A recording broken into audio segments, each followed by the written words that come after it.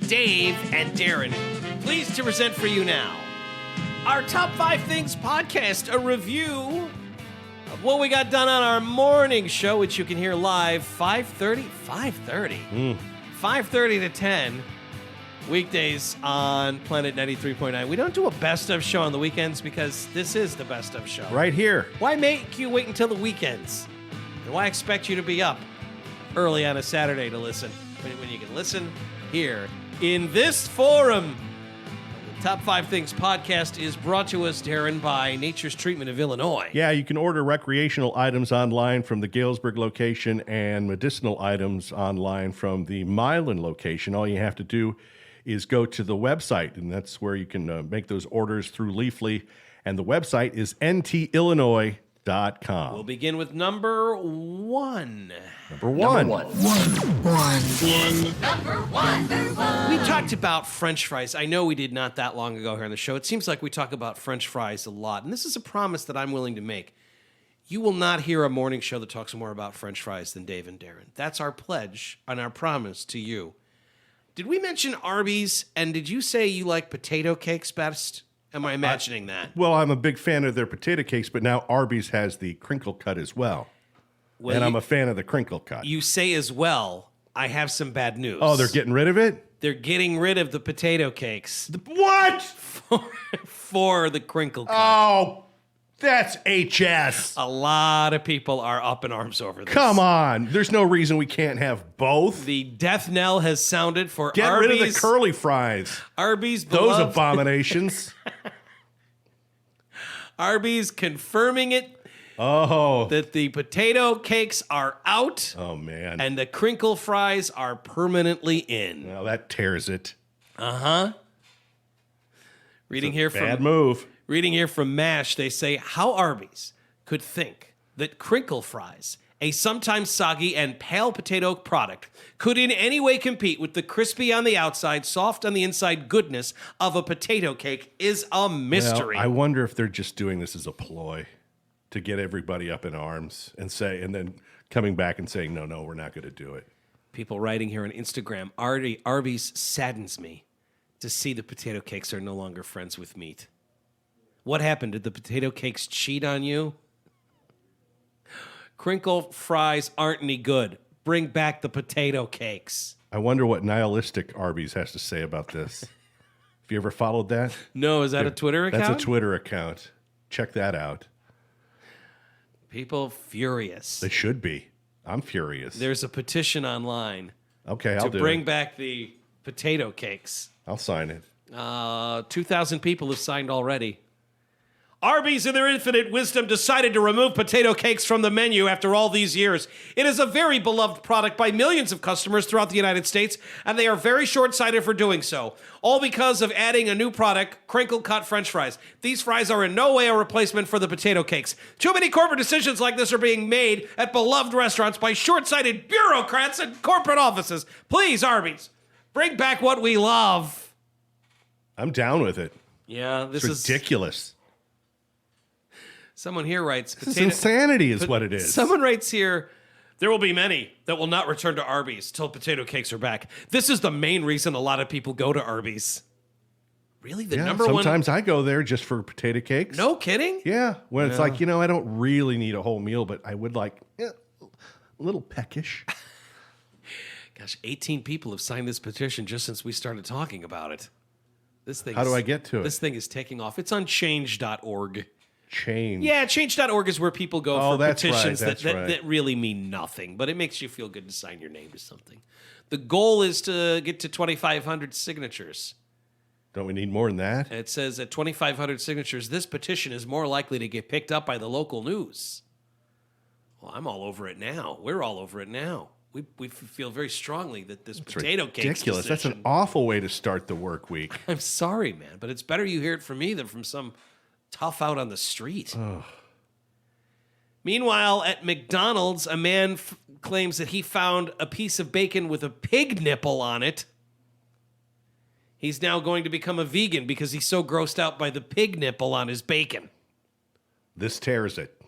Showing off pictures of the pig nipple, He says to open up the sandwich and find this pig nipple revolting. It's put me off meat entirely. What pork products do they have outside of the McRib?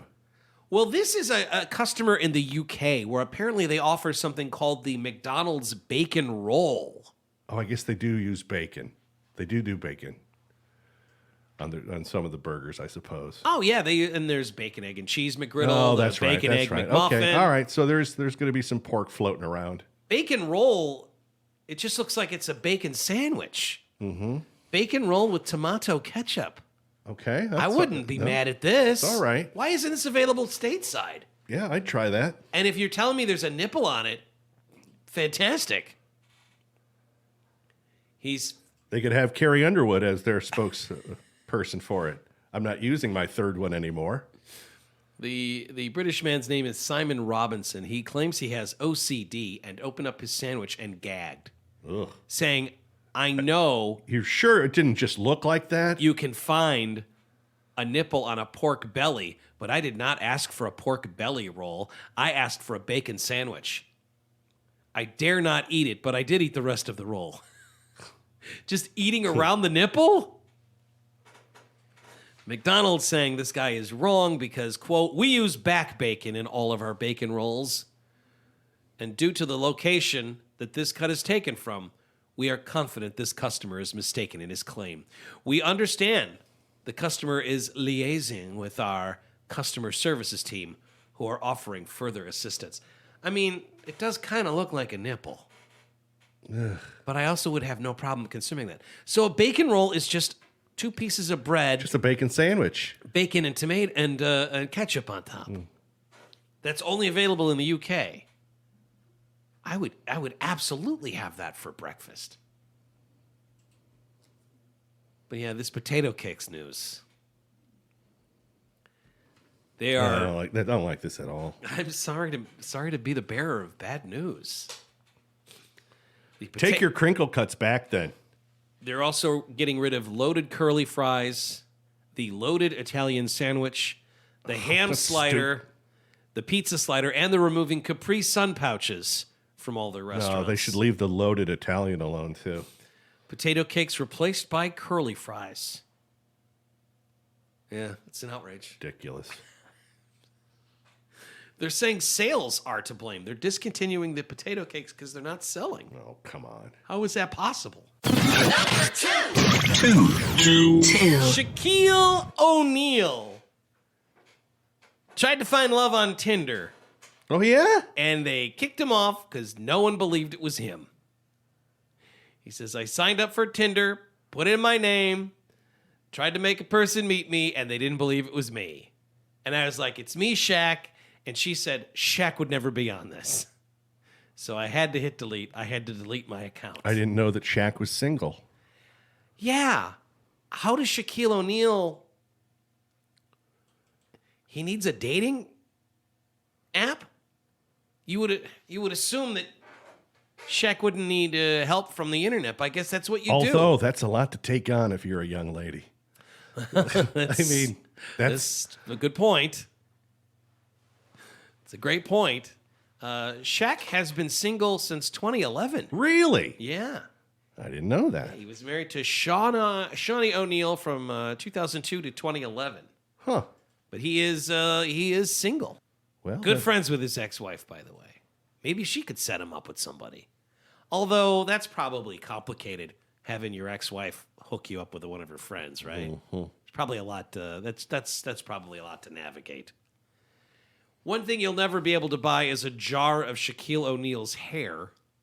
But if you'd like to have some of Elvis's hair, that was available. Somebody bought a baseball-sized clump of Elvis Presley's hair, $72,000 for this giant clump of the king's hair. yeah, and it's a clump, all right. The auction house based in Los Angeles said the Elvis Presley jar of hair with extensive documentation sold for $72,500. The auction also included the sale of his iconic jumpsuit from his 1972 Madison Square Garden performance. That sold for over $1 million. The baseball-sized clump of hair baseball-sized clump of hair. Was That collected. doesn't make it sound as attractive. It doesn't sound as attractive as a lock of someone's hair, does it? No, it's a baseball-sized clump. It's like something. Did they get it from the shower? It was collected over the course of multiple haircuts by Homer Gillian, Presley's personal barber, for more than 2 decades. And E was okay with this? I don't know that E knew that That you're stealing that you're. The hair was kept in a plastic bag.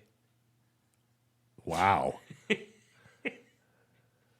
Kept in a plastic bag by Gillian, who then gifted it to Thomas Morgan, a close friend of both. Go ahead.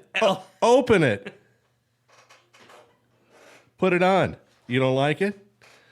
You know you're hard to shop for. I thought I'd get you I got you something from lump of Elvis's hair. I got you something from work. It's all knotted up. I think you're gonna love it. It's actually as hard as a baseball. You could probably use it as a baseball. Thank you. This is lovely. I'll cherish it always. Don't they make tennis rackets out of horsehair? What are you doing? That's not okay, man. I always knew this would come in handy someday. Remember how you said you wanted a baseball-sized clump of Elvis's hair? Well, here it is. Dreams come true. Why do you have to wait so long? Elvis has been dead for, good God, 45 years. The extensive documentation included with the hair, which has been moved from the plastic bag into a glass jar. Wow, you moved it from a sandwich bag to a Gerber jar. Yes, it's been moved. Doesn't show the sort of respect that Elvis's hair, a clump of it, deserves, does it? In a sandwich bag? I tend to agree with you. I mean, we're talking about Elvis Presley. Yes. Yes. And I mean, I know it's a clump of hair. The extensive documentation included with the hair includes plane tickets from occasions when Elvis brought this barber on the road with him to cut his hair, and a certificate of authenticity signed by John Resnikoff of University Archives, the world's most trusted authority in the field of hair collecting. Why would you need to bring someone on the road with you to cut your hair? How long are you going to be on the road? Well, here to answer your questions, Darren. It's the ghost of Elvis Presley. Hey, man. David Darren, man. What's going on? Is this Elvis? Yeah, man. King of rock and roll, man. Elvis's ghost? Ghost of Elvis Presley, man. Now, do you remember that clump of hair being cut off your head? Was that like about a baseball-sized clump of hair? Yes, it was about a baseball-sized clump of hair. Oh, man. They didn't sell that, did they? They did. What was it, for over, what, $70,000? Oh, man, that's crazy, man. I told that barber, man, I said, what are you doing with that hair? You're not going to sell it. Man, he told me, no, Elvis, I'll never sell this. I'll cherish it always. Now, he kept it in a sandwich bag. What? Kept it in a sandwich bag. Oh, man, I wish you hadn't told me that. I know it. I find that disrespectful. I've been this upset since I found out that they were going to stop making potato cakes at the Arby's, man. Well, they've just announced that. Oh, man, you're killing me again. Not even in heaven, huh? Oh, man. I haven't been this upset since I died on the toilet trying to make a number 2. Well, I can understand being upset about that. That was a rough day, man. No, the roughest. I kept trying to push that thing out, man, and next thing I know, I'm in heaven. No, yeah, you're in heaven. I was full of potato cakes, man. Those things will bind you up. That and pills. Oh, yeah, I ate a lot of pills, too. I was on a lot of medication Dr. Nick had to prescribe for Yeah, me. that'll bind you up. You put those two together, pills, opioids, and potato cakes. Yeah, you're going to be bound up all right. I was bound up real good, man. Tell you what, I wouldn't mind coming back down to earth and eating some of these horse pills people are taking. That sounds like something I could enjoy. I think you would enjoy it. If I ever make it back down. Did you ever suffer worms? You asking me if I ever had worms? Yeah, did you ever have worms? No, man, I never had worms. Okay. Hell's never had worms. You sure? I had snakes. I had a case of the Tupelo snakes. Yeah, you had snakes living in your body, huh? One time I was making a number 2 and a boa constrictor came out my rear end, man. Oh, man. It was wild, man. King of rock and roll, that's why they call me that. Because I pooped That's out why they call you the king of rock and roll? Because I pooped out a boa constrictor, man. Huh. It was crazy. I never heard that story. Yeah, I said, Sonny, look at this. Come take a look at this. He said, Elvis, don't make me look at your leavings again. Yeah. I said, no, man. Clam bake nothing, it's a boa constrictor. Yeah, man, that thing was a vicious python. Do the man. clam, do the snake. I'll never forget the time Mary Tyler Moore and I, we were making a movie. Now that was like your last movie, right? Wasn't it? Wasn't that the last one you done? Oh, that hell, you I did? don't know. Change of Habit? You know how pilled up I was in those days? Pretty pilled up. Really pilled up, Daddy. Anyway, Yeah, I think that was your last movie. A Change of Habit. Yeah. Yeah, okay, whatever you say, man. I was kind of out of it, man. I know. I saw you. Yeah, I didn't know my lines. I was just making them up as I went along. Well, I just kind of mumbled. Seemed to work. In the direction of the camera. So, there you go. Hope that'll work for you. Next thing I know, I made a picture with Mary Tyler Moore. I wonder if you died with any snakes in you.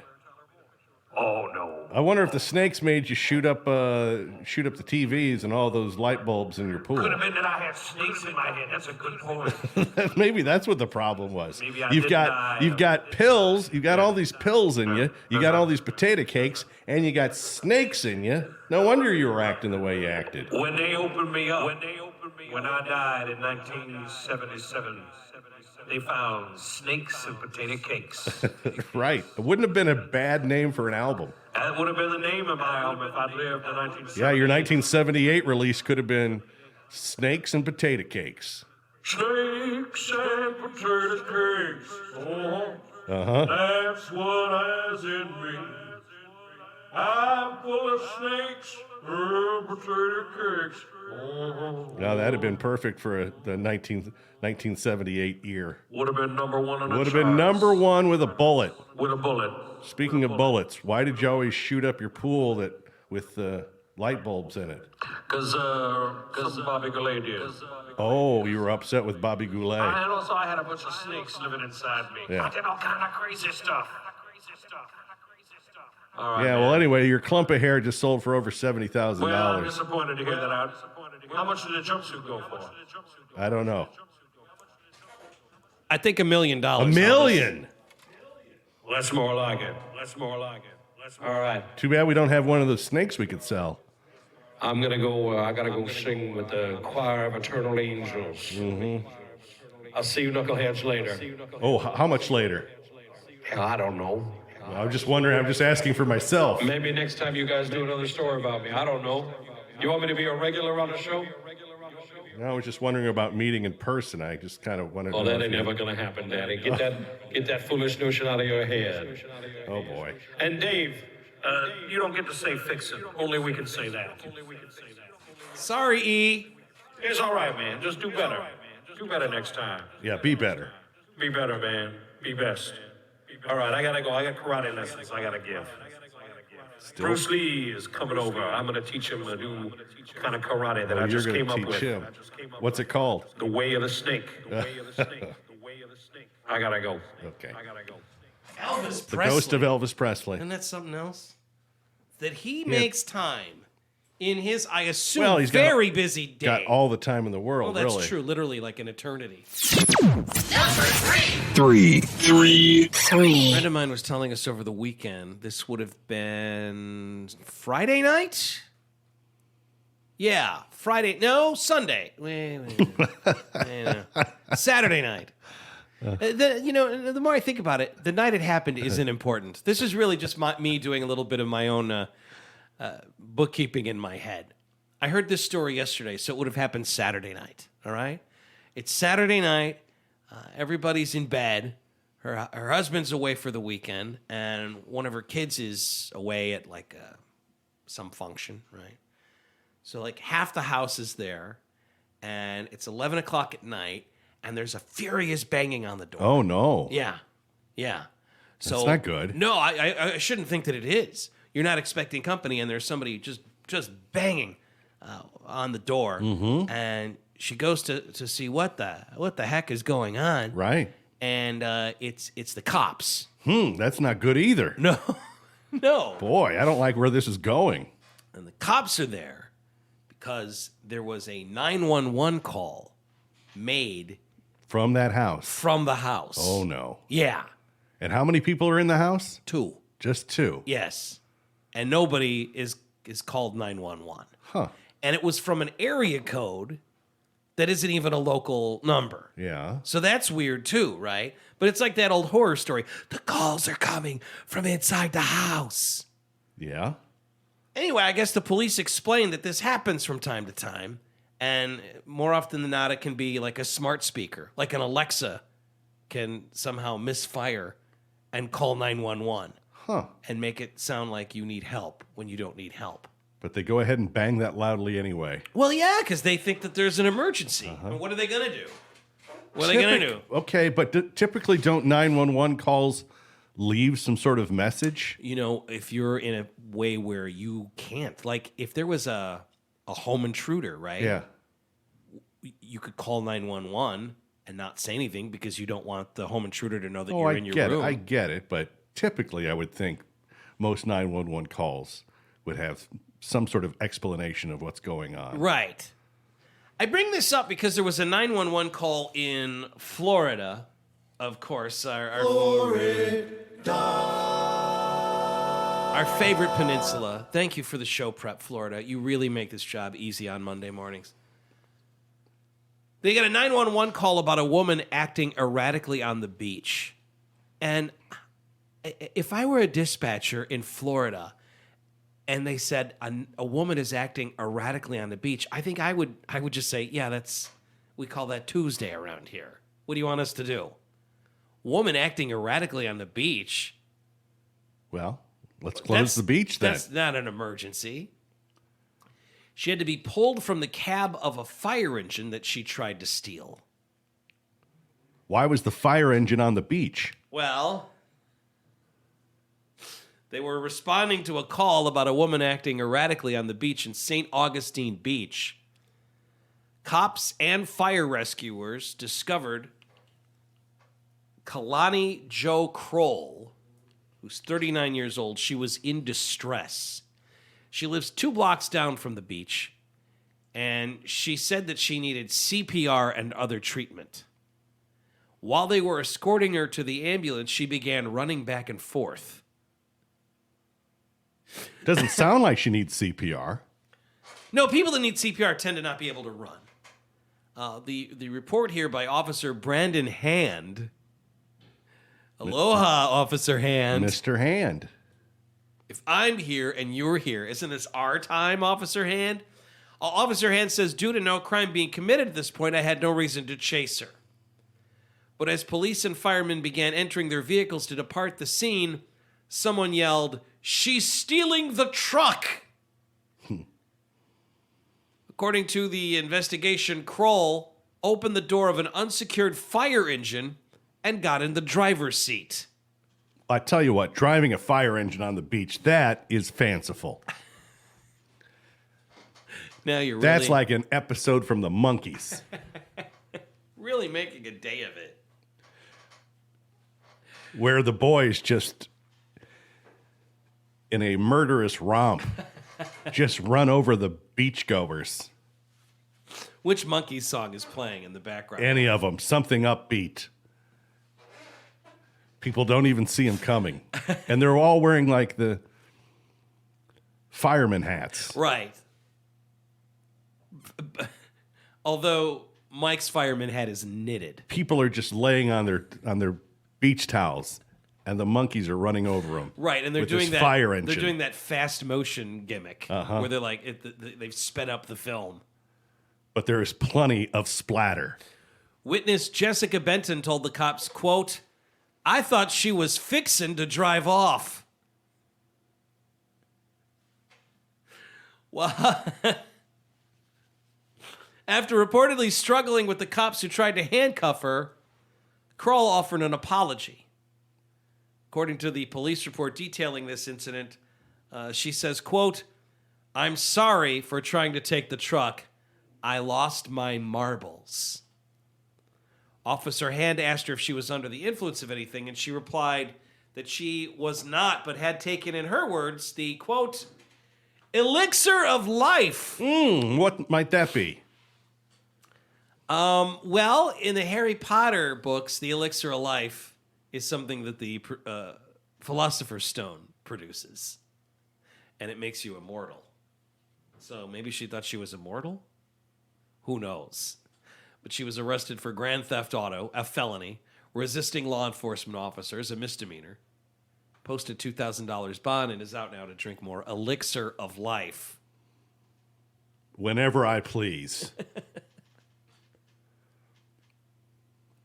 We don't, in the northern states, use fixin' enough. Oh, please. I'm going to start making that part of my Don't. vernacular. Don't. I'm fixing to play some commercials, and then I'm fixing to get on the new one from Churches. So- I like how that sounds. I'm like a character in a Harper Lee book. Listen to me talk when I say fixin'. I think it's charming. So keep listening, y'all. No, I'm not gonna start with that.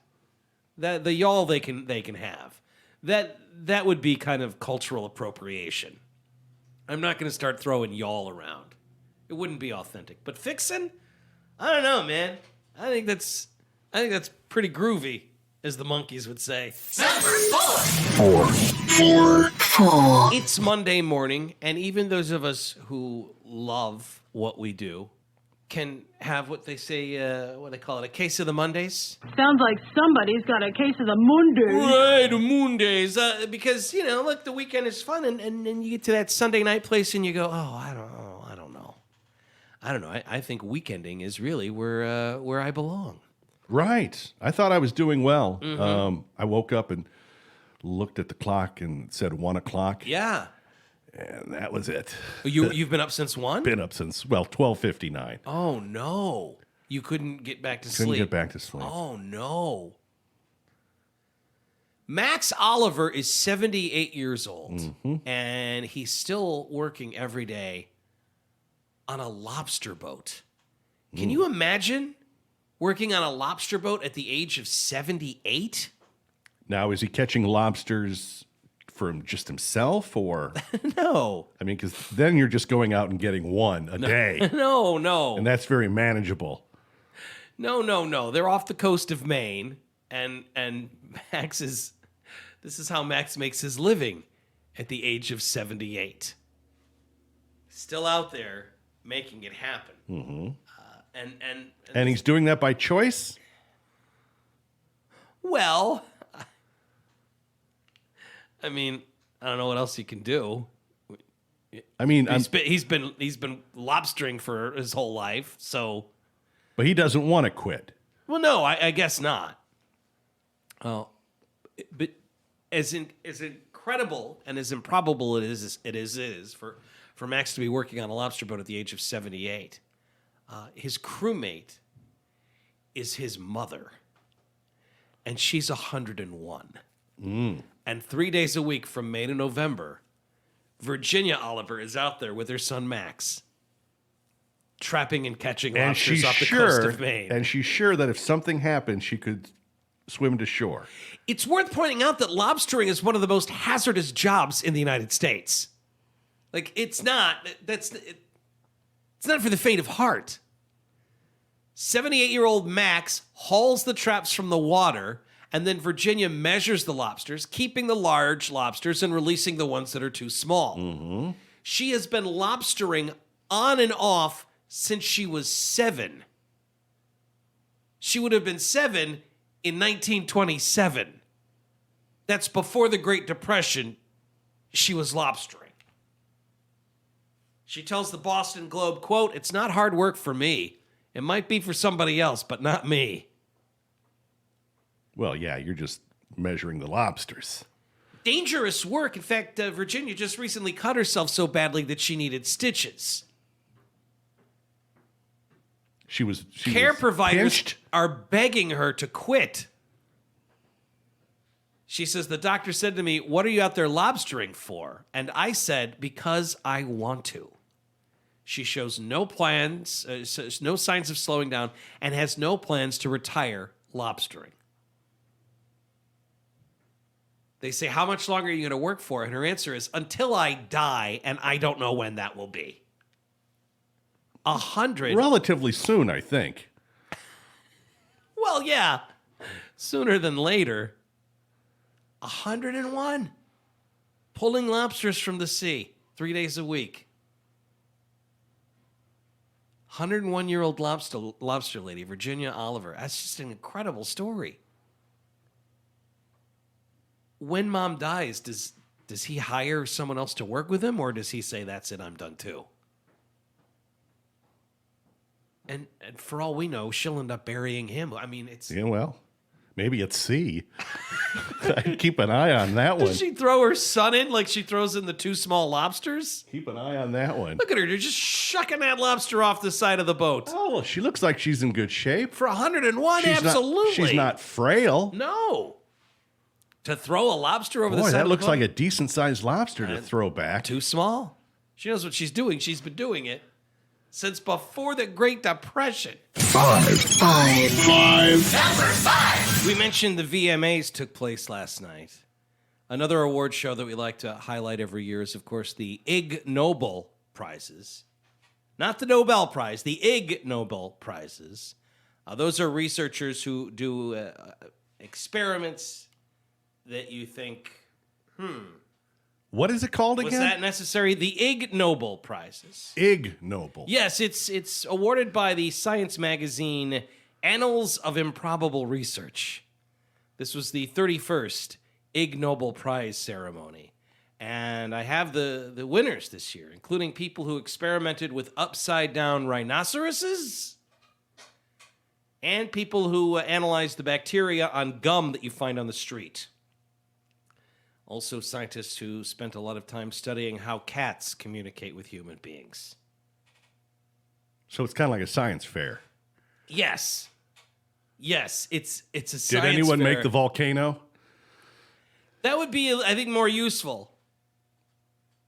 The biology prize went to a Swedish researcher, Suzanne Schatz, who analyzed the variations in cat vocalizations while communicating with humans.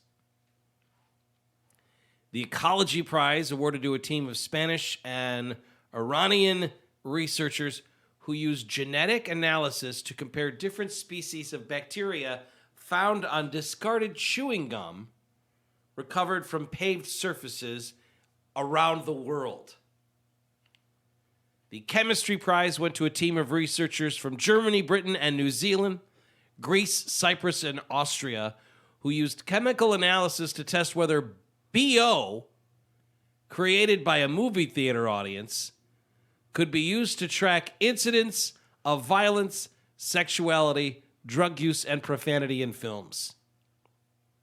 Can you smell the funk of a movie audience when something is going on in the screen? Are we emitting... I guess I've never noticed that. I don't go to the theater much.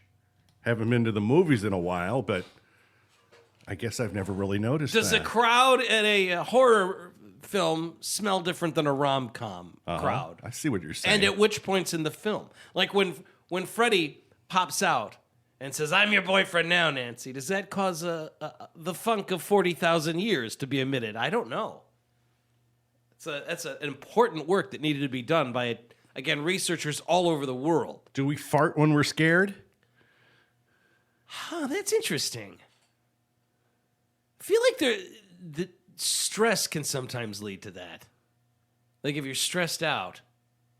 That it could bring on Yeah. flatulence? Is there and people can relieve themselves like, "I was so scared I peed my pants." I'm right? so People sorry. say That was just a stress fart. I'm sorry. You've never used that as an excuse? No, but You've never let one rip and just said, I'm under a lot of stress. I'm under right a now." lot of pressure. It sounded like it, didn't it?